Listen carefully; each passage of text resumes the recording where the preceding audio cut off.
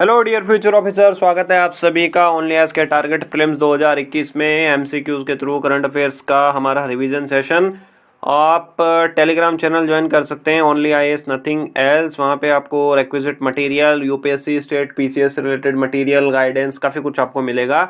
तो नाम है ओनली आईएएस नथिंग एल्स। आप खुद भी ज्वाइन कर सकते हैं, अपने साथी बंधुओं को भी आप आमंत्रित कर सकते हैं इसे ज्वाइन करने के लिए।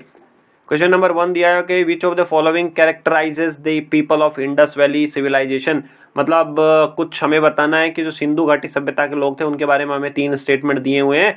हमें बताना है कौन सा सही है। पहला स्टेटमेंट बोल रहा है कि they possess great places and the temple, उनके पास बहुत बड़े बड़े महल थे, मंदिर थे।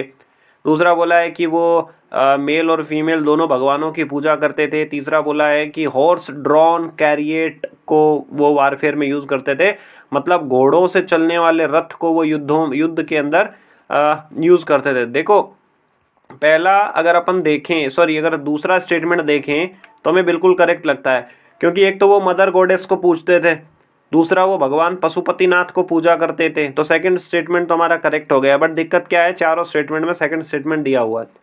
पहला देखो, they possessed great places and temples. देखो ग्रेट पैलेसेस मतलब बड़े बड़े महल थे, ये तो इनकरेक्ट हो जाता है। उनके पास ना बहुत सिंपल मकान थे, हालांकि मकान की डिजाइन वो साइंटिफिक तरीके से बनाई गई थी, but they did not possess great palaces. और मंदिरों के ऊपर भी कोई खासा ध्यान नहीं था, और इस वजह से हमारा पहला और चौथा ऑप्शन इनकरेक्ट हो जाता है। Now we are left with only option number B and option number C, and statement 2 is common. तो अब हमें थर्ड स्टेटमेंट के बारे में देखना है। तीसरा बोला है कि घोड़ों से चलने वाले जो रथ होते हैं उनका वो प्रयोग करते थे। देखो इस टाइप का क्वेश्चन ना प्रीलिम्स में आ चुका है 2017 के अंदर। वहां पे दिया हुआ था इंडस वैली सिविलाइजेशन से रिलेटेड कि उन्हें गोल्ड के बारे में जानकारी थी, सिल्वर के बारे में जानकारी थी, और घोड़ों को उन्होंने डोमेस्टिकेट कर लिया था। तो घोड़ों को कभी भी डोमेस्टिकेट नहीं किया गया था इंडस वैली सिविलाइजेशन के दौरान। जब घोड़ों का डोमेस्टिकेशन ही नहीं किया है तो ये हॉर्स ड्रॉन कैरियोट की तो बात ही नहीं उठती है। तो हमारा तीसरा स्टेटमेंट कैंसिल आउट हो गया and option B is correct. ठीक है, तो यहाँ से आप देख सकते हो पहला स्टेटमेंट गलत है, दूसरा सही है, तीसरा भी गलत है। क्वेश्चन नंबर 2 देखते हैं। क्वेश्चन नंबर 2 में दिया हुआ है cigarette and other tobacco products के बारे में दिया हुआ है, 2003 के बारे में दिया है। पहला बोला है कि advertisement of tobacco product including cigarette is prohibited, मतलब तंबाकू के जो भी प्रोडक्ट्स हैं सिगरेट, उनका ये नहीं किया जा सकता है, कोई भी एडवर्टीजमेंट नहीं किया जा सकता है। दूसरा बोला है कि ये कानून हमने किस लिए बनाया है कि वर्ल्ड हेल्थ असेंबली ने रेजोल्यूशन पास किया था, उसको इफेक्ट में लाने के लिए हमने ये पास किया था। और इसका जो मेन लक्ष्य है कि लोगों को जो नॉन स्मोकर्स हैं, जो बीड़ी सिगरेट नहीं पीते हैं, उनको हम प्रोटेक्शन दे सकें। ठीक है, तो ये चीज़ है। देखो पहला स्टेटमेंट तो अगर आप ऐसे भी आओगे ना तो आपको पता होगा जनरली भी क्या होता है कि तंबाकू के जो प्रोडक्ट्स होते हैं, बीड़ी हो, सिगरेट हो या बाकी अदर तंबाकू के जो प्रोडक्ट्स होंगे, उनका पब्लिकली ना तो आप कहीं पे भी टीवी में ऐड देखोगे, ना आप कहीं पे और जगह ऐड देखोगे टीवी में न्यू। अब आप बोलोगे कि विमल का ऐड आता है, रजनीगंधा का ऐड आता है। देखो पहले क्या होता था कि तंबाकू का ऐड जो है वो दिया जा सकता था, बट अब वो तंबाकू नाम से नहीं बेचते हैं। आज जब भी आप कोई विमल, रजनीगंधा या इस तरीके से जो भी प्रोडक्ट देखेंगे वो सारे पान मसाला करके आते हैं। ठीक है, तो पहला स्टेटमेंट जो है हमारा सही हो गया। दूसरा देखो कि भाई जो नॉन स्मोकर्स हैं, मतलब ऐसे लोग जो खुद स्मोकिंग नहीं करते हैं, ठीक है, उनको दूसरे लोगों से खतरा रहता है जो कि स्मोकिंग करते हैं, तो उनका प्रोटेक्शन की जिम्मेदारी भी सरकार की है। तो उस तरीके से ये भी सही है। तो हमारा पहला और दूसरा स्टेटमेंट दोनों ही सही हो गए। ऑप्शन नंबर सी करेक्ट हो गया, पहला और दूसरा ठीक है। अब देखो यहाँ पे तंबाकू का जो प्रॉब्लम है वो बहुत खासी है, क्योंकि इससे कैंसर भी होती है। सिमिलरली जो अल्कोहल होती है, शराब दारू होती है, उसका एडवर्टीजमेंट भी बैन है, बट वहाँ पे उन लोगों ने एक अलग से टेक्निक निकाल रखी है कि वो अपने प्रोडक्ट्स को टीवी पर ऐड डालते हैं म्यूजिक सीडीज के नाम पे, सोडा के नाम से। आप टीवी में ऐड देखते होंगे, सिग्नेचर्स, ठीक है, मैकडॉवेल्स, बैगपाइपर्स, ठीक है। तो यहाँ पे वो बोलते हैं कि बैगपाइपर्स की आप म्यूजिक सीडीज खरीद लीजिए, या मैकडॉवेल्स की आप म्यूजिक सीडी खरीद लीजिए। आप सोचो दारू बनाने वाली कंपनी म्यूजिक सीडी बना के क्या करेगी? तो वो सिर्फ उन्होंने एक टेक्निक यूज कर रखी है। सिमिलरली तंबाकू के लिए भी बहुत ज़्यादा ये बैन है कि आपको ये नहीं करना है। रिसेंटली क्या था कि ये लूज जो सिगरेट्स हैं, बीड़ी, उन पे बैन कर दिया था बेचने के लिए। मतलब आप दुकान से जाके नहीं बोल सकते हो कि मुझे एक बीड़ी दे दो, या दुकान वाला भी एक सिगरेट, दो बीड़ी इस तरीके से नहीं बेच सकता है लूज में। ठीक, क्वेश्चन नंबर 3 दिया हुआ है, हमें 3 बीमारियों के नाम दिए हुए हैं, सामने उनके दिया हुआ है, मच्छरों के नाम दिए हैं। सॉरी जो वेक्टर हैं उनके नाम दिए, मतलब ये किससे फैलते हैं। पहला बीमारी दिया है कैट क्यू, दूसरा दिया है स्क्रब टाइफस, तीसरा दिया है जैपनीज एन्सेप्टेलाइटिस। ठीक है, तो ये देखो स्क्रब टाइफस के नाम सामने दिया है कि ये सैंड फ्लाई से होता है। देखो स्क्रब टाइफस जो है वो सैंड फ्लाई से नहीं होता है, ये माइट से होता है। माइट मतलब आप समझ सकते हो एक छोटा, बहुत छोटा सा परजीवी पैरासाइट होता है, मकड़ी जैसा बोल सकते हैं हम उसको। ठीक है, तो सेकंड हमारा जब इनकरेक्ट हो जाता है तो हमारा क्या बचता है, सिर्फ ऑप्शन नंबर बी सही बचता है हमारा, यानी कि तीसरा। ठीक है, यहाँ पे आप देखो कैट क्यू जो होता है वो क्यूलेक्स मॉस्किटो से होता है, स्क्रब टाइफस जो है वो माइट से होता है, जैपनीज ये क्या है, जैपनीज एनसेप्लाइटिस, ये हम इसको आम भाषा में इसको नॉर्मली चमकी बुखार बोलते हैं।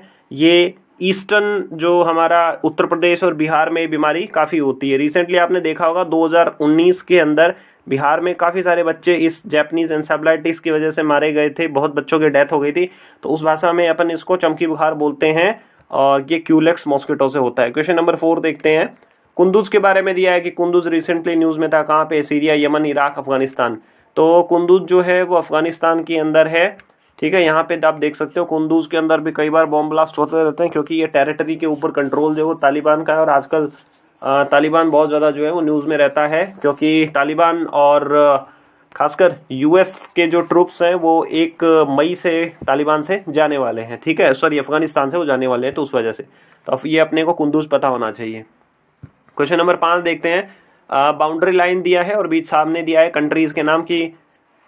पहला बोला है कि red Cliff line Pakistan India के बीच में है, दूसरा बोला है मैकमेहन लाइन जो है वो इंडिया और चाइना के बीच में है, तीसरा बोला है line of actual control is between India and the Pakistan. अगर हम तीसरा स्टेटमेंट देखें तो जो LAC जो है वो इंडिया पाकिस्तान के बीच में नहीं है, it is between the India and the China. तो तीसरा हमारा स्टेटमेंट जब कैंसिल आउट हो जाता है तो B, C, D तीनों cancel. Now we are left with only option A। So statement 1 is correct. Red Cliff Line is between the Pakistan and India. It was announced in the Mountbatten Plan. ठीक है। Second one is the McMahon Line. It is between the India and the China. तो यहाँ पे आप देख सकते हो red Cliff, McMahon और जो LOC है वो इंडिया और पाकिस्तान के बीच में है। LAC line of actual control between the India and China. ये LAC तो बहुत ज़्यादा न्यूज़ में थी कि वो उधर लद्दाख वाले सेक्टर में अपने चाइना के साथ अपनी जो है प्रॉब्लम चल रही थी उस वजह से। ठीक है, अच्छा आप देखो ये ऋतिक सेन जी ने एक कमेंट किया है, इसका थोड़ा सा अपन सॉल्यूशन कर लेते हैं। इन्होंने बोला है कि जैसे सिविल सर्वेंट्स के लिए एग्जाम निकालना होता है, वैसे क्या हम नेता लोगों के लिए भी 10th पास 12th पास ग्रेजुएशन इस तरीके की नहीं कर सकते हैं क्या? ये देखो ये बहुत सारे लोगों के मन में रहता है कि हर कोई भी नौकरी लगने के लिए आपको कोई ना कोई क्वालिफिकेशन चाहिए होती है, बट नेता बनने के लिए कोई भी क्वालिफिकेशन नहीं चाहिए होती है। इसमें 3 चीज़ें हैं, क्या क्वालिफिकेशन हम अप्लाई कर सकते हैं, ठीक है, दूसरा है कि क्या क्वालिफिकेशन की जानी चाहिए या फिर नहीं की जानी चाहिए। देखो पहली चीज़ है इसके बारे में देखें तो क्वालिफिकेशन हम अप्लाई कर सकते हैं, इसमें कोई बड़ी बात नहीं है। हमें कानून चेंज करना होगा, एक तो RP हमें चेंज करना होगा, दूसरा कॉन्स्टिट्यूशन में थोड़े से हमें चेंजेस करने होंगे। ठीक है, तो ये क्वालिफिकेशन हम रख सकते हैं, 10th क्लास 12th क्लास ये सब रख सकते हैं।